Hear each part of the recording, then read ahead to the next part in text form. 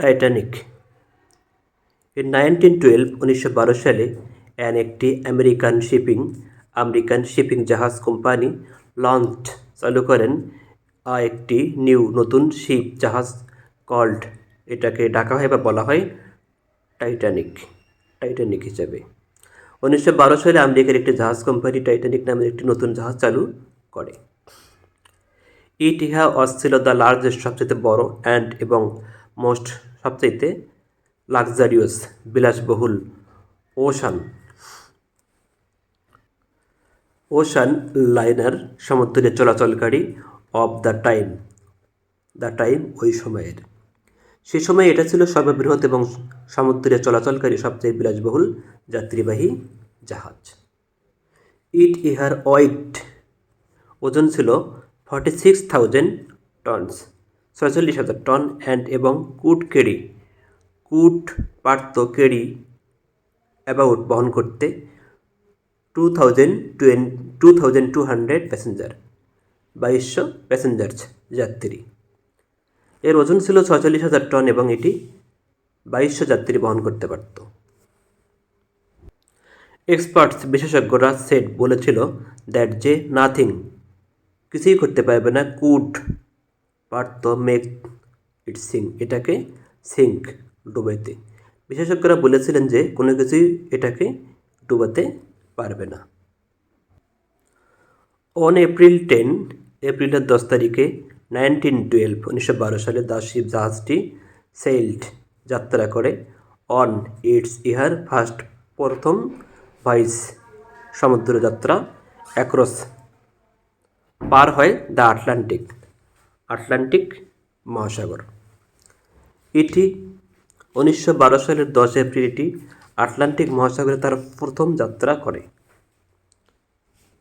ইহা যাত্রা করে ফরম হইতে সাউদাম্পটন হইতে ইংল্যান্ডে অভিমুখে নিউইয়র্কে ইন দ্য ইউনাইটেড স্টেট আমেরিকার সহ 2,224 প্যাসেঞ্জার, 2,224 জন যাত্রী নিয়ে প্যাসেঞ্জার যাত্রী অফ মেন, এর মধ্যে ছিল পুরুষ, উইমেন, মহিলা, এবং চিলড্রেন, শিশুরা। এটি ইংল্যান্ডের সাউদাম্পটন থেকে পুরুষ, মহিলা এবং শিশুসহ 2,224 জন যাত্রী নিয়ে আমেরিকার নিউইয়র্কের উদ্দেশ্যে যাত্রা শুরু করেছিল।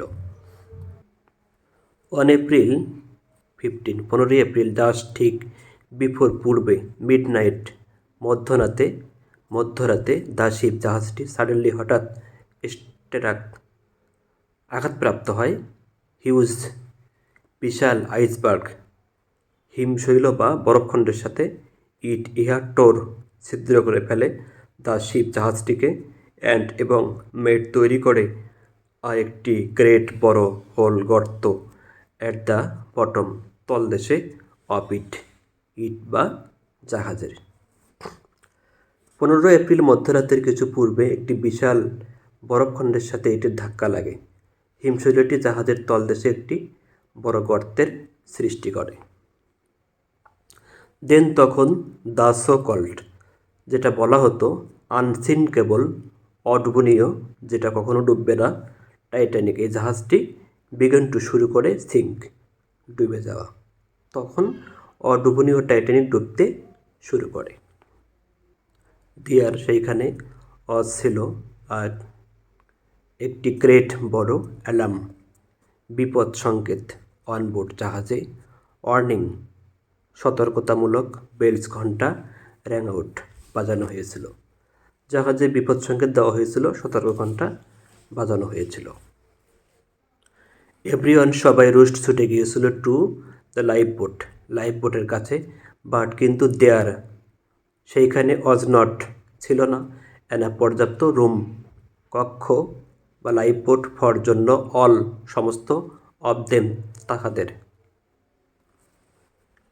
সবাই লাইফ বোটের কাছে ছুটে গিয়েছিল, কিন্তু তাদের সকলের জন্য পর্যাপ্ত লাইফ বোট ছিল না।